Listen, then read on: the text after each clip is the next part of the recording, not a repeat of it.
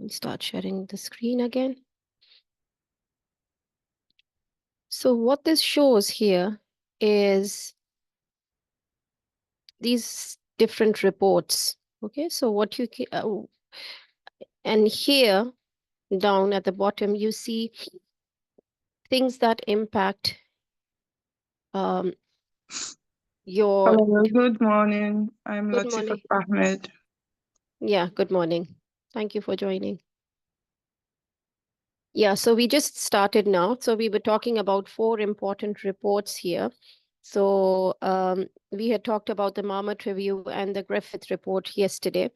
So now what we're talking about is the factors that impact your health and well-being. Okay, so there's several factors. So there's some biological factors that you're born with. Okay, you can't really change. So your age, your sex, and your for instance, from where you belong to, or your constitutional factors, your religion, uh, they're there, which you were born with. Then there are some individual factors. Okay, now we are moving away from the biological factors, your genetics. Now we are going towards individual lifestyle factors.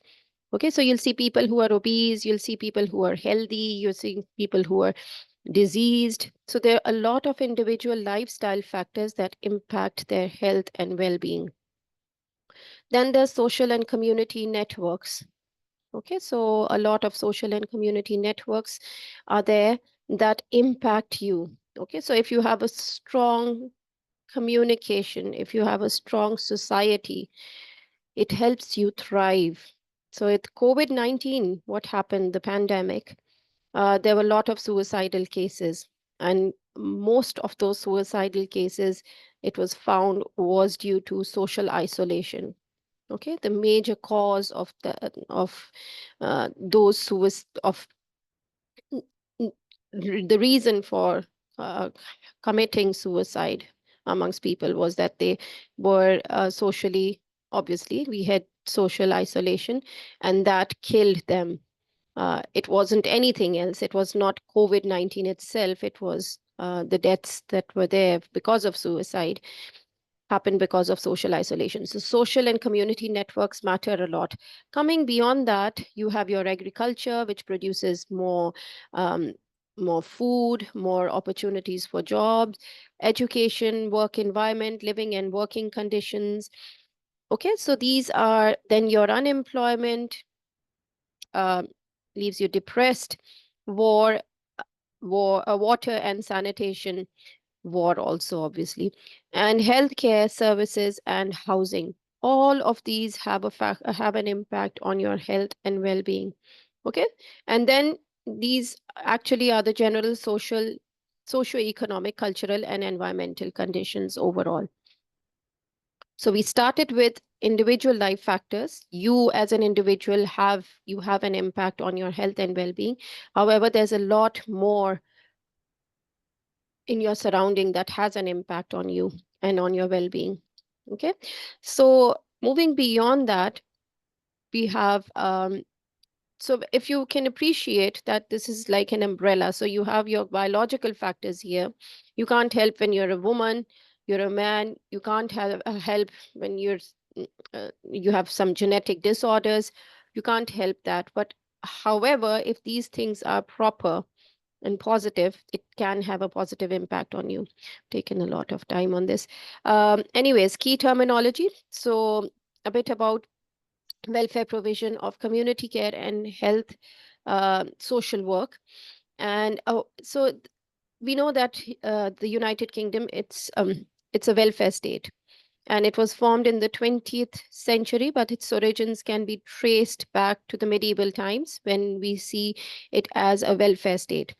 So welfare was delivered, but in a different way. So it was delivered collectively, free of the state. So there was many local churches ran hospitals, but the word hospital should not be understood in today's terms. So it was very different compared to when it was here. It is now. So there were communities. Okay, so they were working as communities. There were sick, there were frail people, elderly. They were looked after. And then you had the responsibility, sorry. So people had a responsibility to the poor. They had to give to the poor. They had to support the poor. Elizabeth I, she passed an act for the relief of the poor. This is known as the Elizabethan poor law. And it offered the poor some protection, and less sturdy beggars were sent back to their parishes of origin for help and support. Every parish appointed overseers so they could look after the poor, who were responsible for setting up parish houses for those who were unable to support themselves and find work for the unemployed. Just as now we have funds for unemployment, we have funds for people who don't have enough housing support. So around that time, there was an industrial revolution. There was a rapid population growth and development of towns. Uh, and the first experience of modern unemployment. Along with this, there came increasing poor rates. 1833, there was Earl Grey, Prime Minister at that time, who set up a Poor Law Commission. And this was to scrutinize the working of the poor law system that had been put in place in Britain. In his report that was published in 1834, the Commission made several recommendations. These were made to the Parliament. As a result, the Poor Law Amendment Act was passed. Then there were theories in social policy, and these underpin welfare provision. And to what extent have these theories influenced the delivery of welfare services and met the demands of a changed and changing society? So this essay will also examine the welfare provision of community care and health. However, if the poor law was doing good, yet there were discrepancies and they were disliked by some. Okay, and there was a great deal of development of social services in the 20th century, and there were means tests. Just like now we have means tests, there was health care and national insurance was designed to avoid having to rely on them. And in many industrialized societies, there was social exclusion and poverty that was alleviated to some degree by the introduction of this welfare state. A lot of a lot of industrialized and industrializing countries in the world, they're also welfare states. Okay, so the state plays a central role, a key role in the provision of welfare, and this is through offering benefits and services to ensure that people's basic needs, such as income, housing, education, and healthcare, are met. Okay, so these are the basic necessities which this welfare state has a responsibility to support in. So the welfare state, it has a daunting task of managing risk faced by people, and this is over a duration of their lives. So you have job loss, you have old age, you have sickness, you have disabilities. So the level of welfare services and spending, they vary from country to country. There are a number of countries that have a highly developed welfare system and allocate a large proportion of their national budget to them. Over the years, there have been many theories. We have seen political views on welfare, and also they're often divided into right and left wing views with regards to the welfare state, and some have shaped the policies that we have in today's time. So the right wing and the left wing, a bit about them. So the right wing is against public provision of welfare and are of residual welfare. So they're seen as individualist, but the left wing is for public provision of welfare and residual welfare and are seen as collectivist, generally speaking. Okay, this is not so straightforward, although. And first, it seems that they might be also dependent on the positions that might be held by the people. There is an individualist left wing and a collectivist right wing. Okay, many right wingers accept the principle. They believe in the institutional welfare, and many left wingers, they're uncomfortable about institutional measures. such as student grants or earnings related to pensions, and they favor the richer people over the poor ones. Left-wingers support social security, and this enables people to buy food in the private market rather than soup kitchens. Okay. So this is a bit about what the system is. Now we have some political perspectives of welfare positions. You have the Marxist, the conservative, conservatism, and the liberal individualism. Sorry, these are uh, tongue twisters. So coming towards the Marxist. So these are all political views and things again that shape our health and well-being. That is why we are talking about them within this social and welfare provision. So what about the conservatives, the Marxist? What about their views? So coming towards them, um, their core beliefs are that welfare concentrates principally on its relationship, where it has the has the opportunity to exercise power. Okay, so power, there's um, there's the concept of power and exercising it. So Marxists, they argue that welfare has been developed through the strength of working class resistance to exploitation. And they further argue that the state can be seen as an instrument of a complex set of systems, and these reflect the contradictions of the society or as a ruling capitalist class, or at least a part of it. Okay, so they have a different view where it concentrates on the relationship of the exercise of power. And then you have the conservatism. So conservatives, their belief basically lies in how important social order is. So they have a respect for tradition. There's an emphasis on the importance of religion, stress on the importance of inequality. So inequality on the basis of caste or class. Conservatives believe that welfare is a secondary issue and the basis for structured social relationships. Now coming towards the third, liberal individualism. So liberalism, it believes that the premise that everyone is an individual. So, okay, so they say, according to them, that individuals have rights. They mistrust the state, and they also believe that society is likely to regulate itself if the state interference is removed.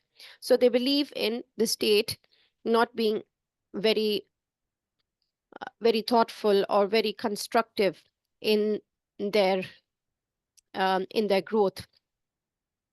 So liberalism, it's the central core belief is freedom, as the name suggests, being liberal.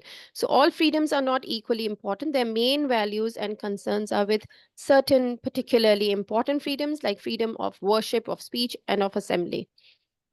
So the welfare state, it stretched further under the First World War. So there was this happened from the outset of the liberal government's principle that emerged. And they said that the state should eliminate the worst causes of poverty. And they introduced a number of policies which included health, housing, education, pensions, unemployment, insurance, and minimum wage boards. And other measures were also placed. And this was on a strictly limited scale. Okay, so they were aware of people who required it, and so they made it very strict in its provision. And these minimum standards had been introduced to give a basic level of assistance, which was assumed that no one would be allowed to fall below the principle of a minimum national standard wage of life. And it looks very different from today, from how we have legislations and public policy, which was originally formulated, and it was an attempt to prevent destitution and to deal with the growing issue of poverty, which is still today.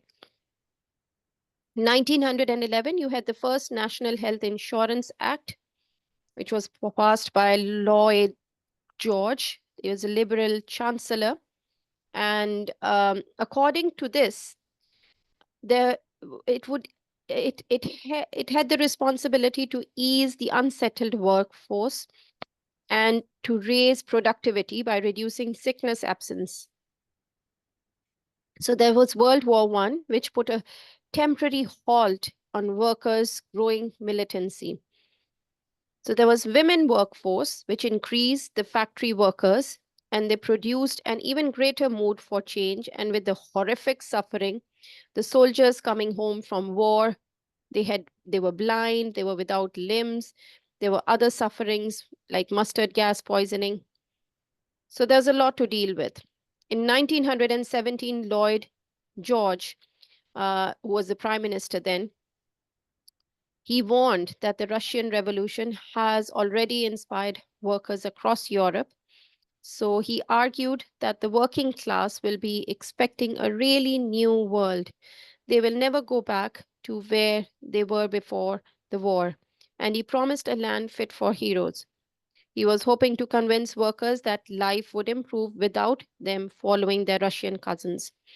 So if we see today in our society, there has been increasing awareness of many diverse needs of people needing help from a partly or non-financial kind. So these are like you have the blind, the deaf, the long-term sick, and the handicapped.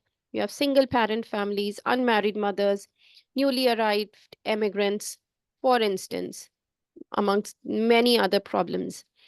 So the principle of national minimum standard of life is still in place, and it has immensely improved in comparison to over the last 90 years.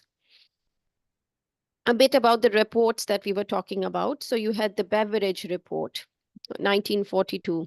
So the British political history of social policies, this was since 1940. There have been many, and they've been very different ones. Okay, so they've been varied.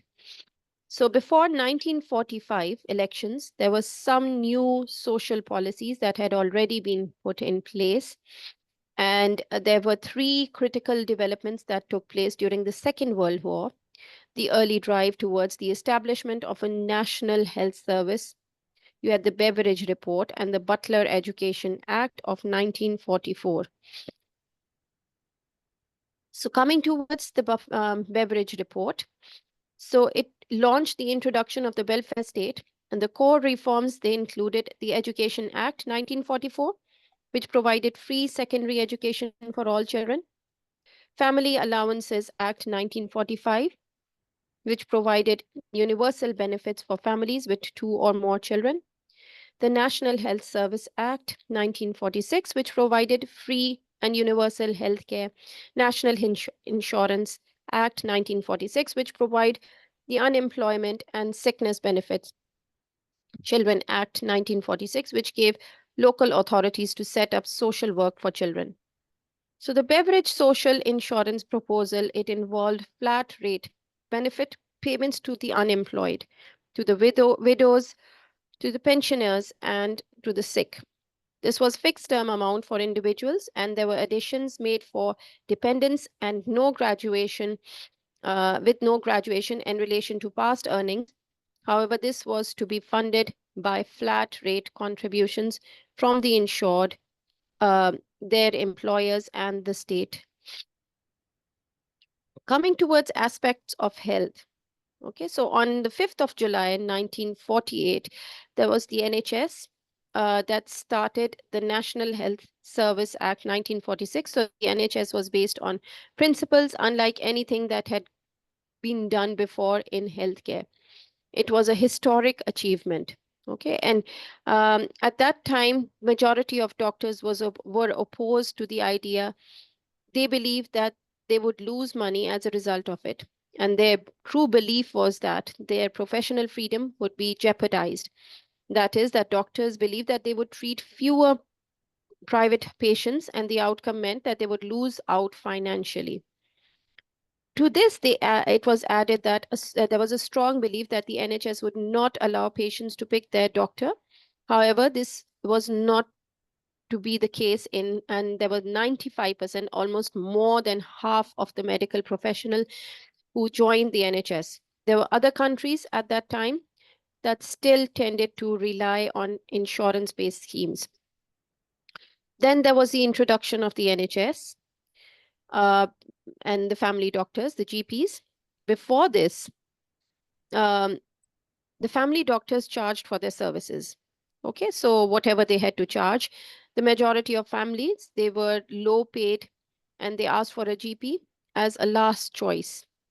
Often they had to borrow money from their families, so it was a lot of out of pocket payment for the bills. However, there were more affluent workers who paid into friendly societies as insurances.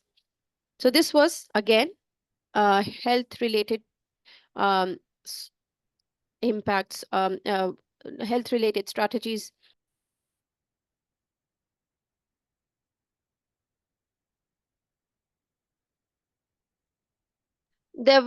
So these were there to support the health.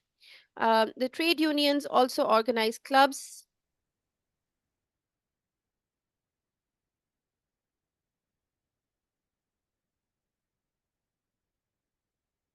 So the trade unions organized clubs, and the worker could see a GP when they were sick, and the trade unions realized that keeping a healthy workforce was it was actually was more hands-on tools. So some cottage hospitals were built with workers' contributions, particularly in mining areas like South Wales. Now we're coming towards the NHS resource budget for 2023-24, which is 168.8 billion. However, the NHS was to be financed almost 100% from central taxation. Bevan regarded this as a crucial part of the scheme, and according to this, there was the rich who should be paying more than the poor for comparable benefits, and people could be referred to any hospital, local or more distant, and also everyone was eligible for care, even when people visiting the country or temporary residents. Care was entirely free at the point of use, and this was proved to be a costly mistake.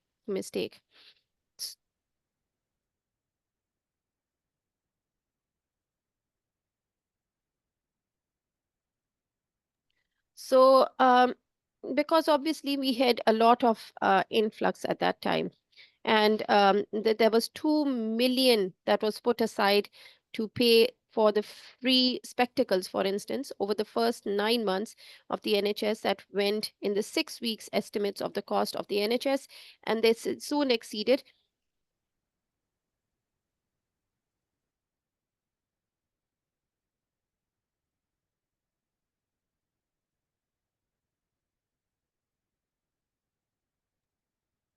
So there was a lot of payments on dental treatment. Small amounts could compare the price of a prescription in the United Kingdom, which is now £7.20 on per item. The cost of the NHS dental care, most courses of treatment cost £16.50 or £45.60. Maximum charge for a complex course of treatment is £198. The government had estimated that the NHS would cost 140 million a year by 1950. Uh,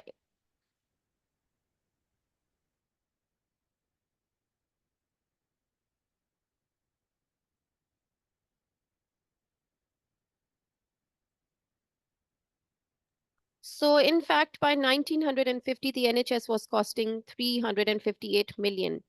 Um, So over the years, the NHS went through a lot of periods of over finances, and in 1970s, things managed to go from bad to worse.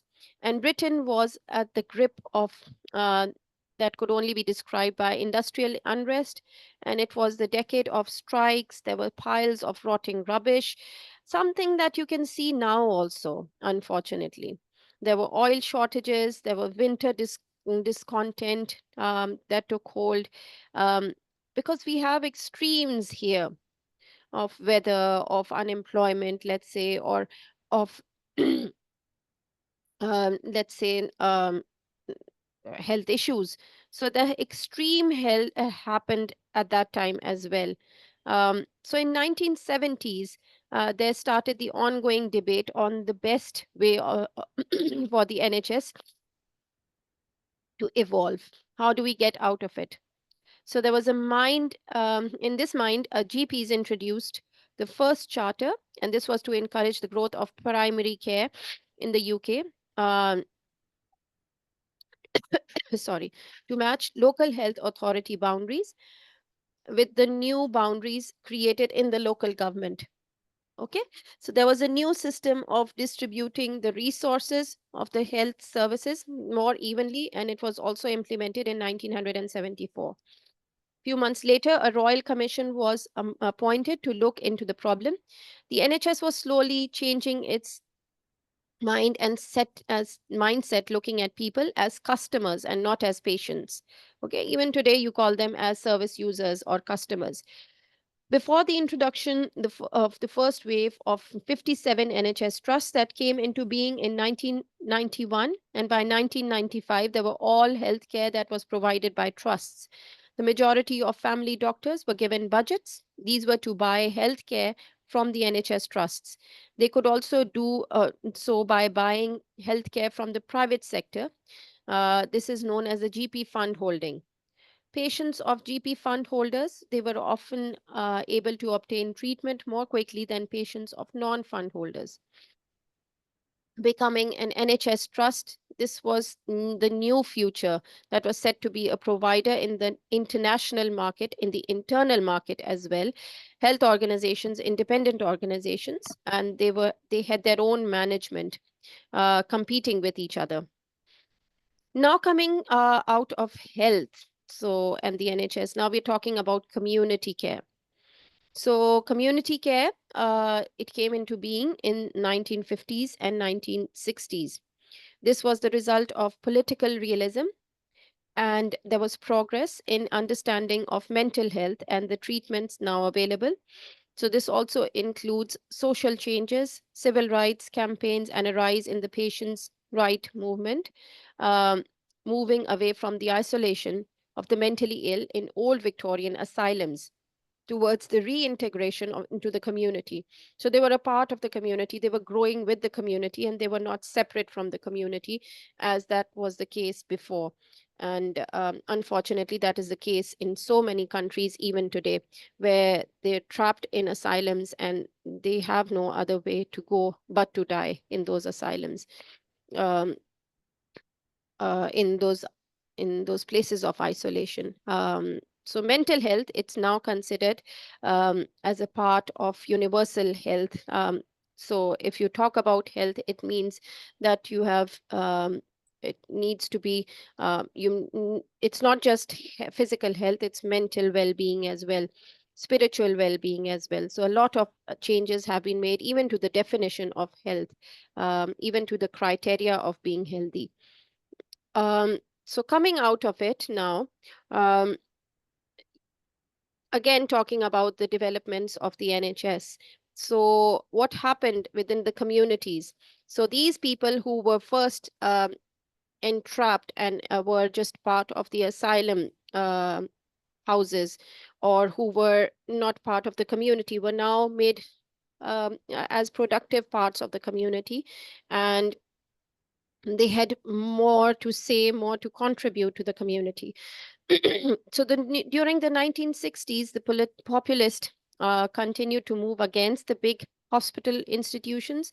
So there were psychiatrists who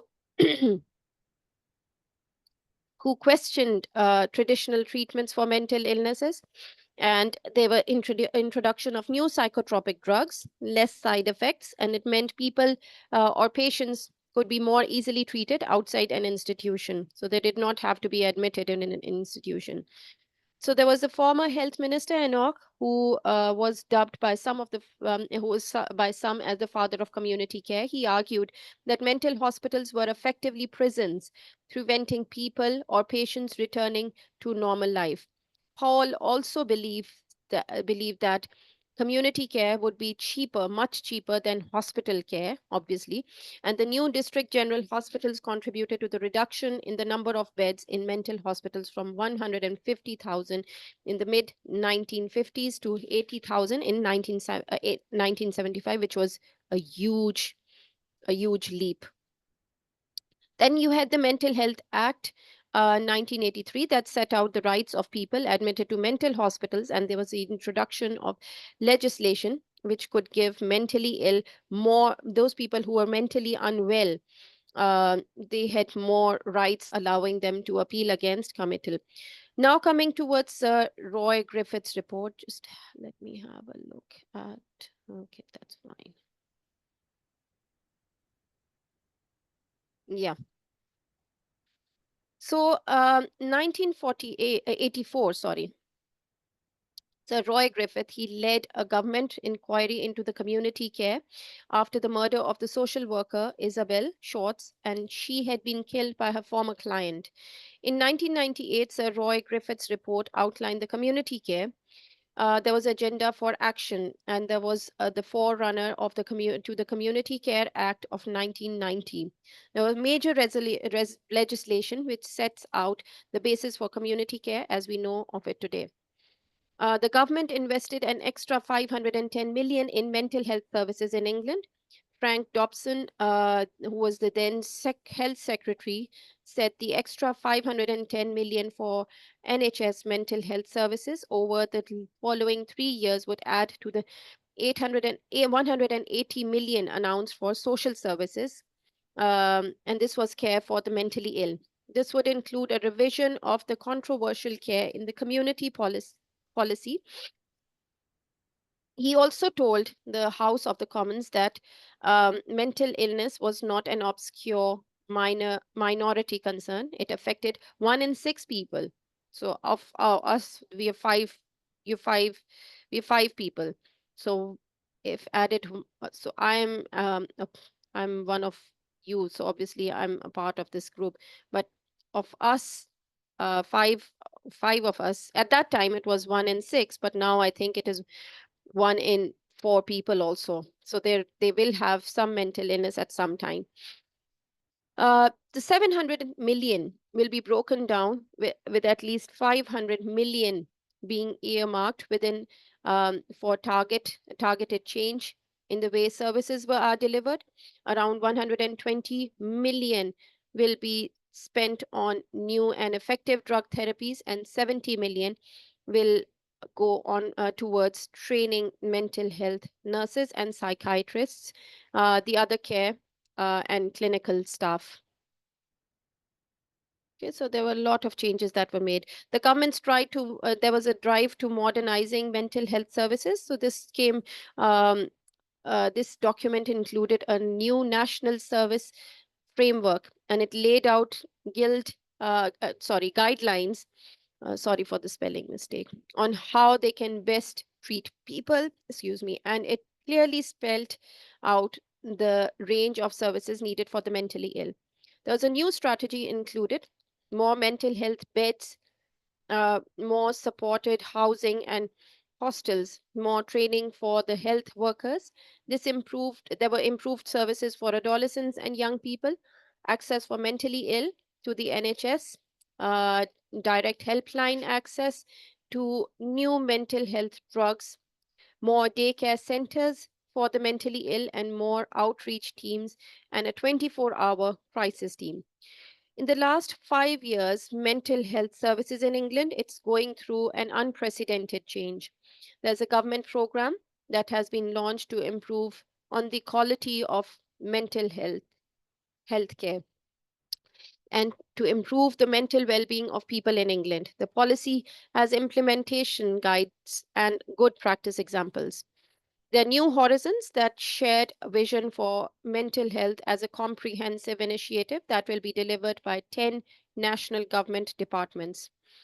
So, New Horizons forms an alliance of local communities and individuals and the voluntary sector and the professions. Um, this is to work towards a society that values mental well being as much as physical health.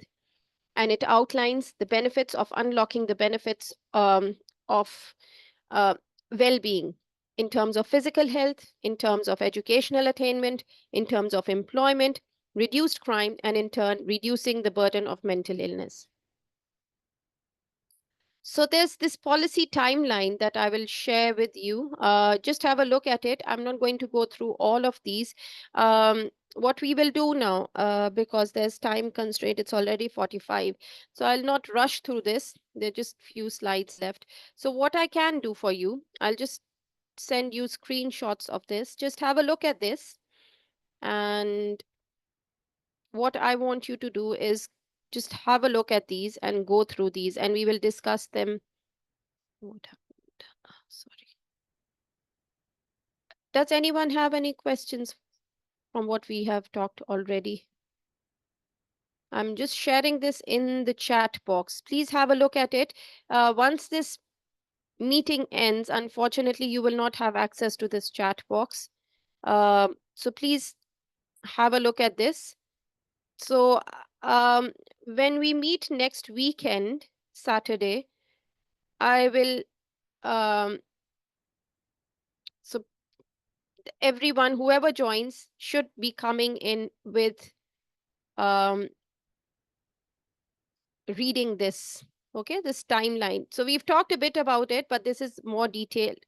Um, this is a more detailed timeline. The presentation and the links will be shared with you on Moodle. I'll stop recording here.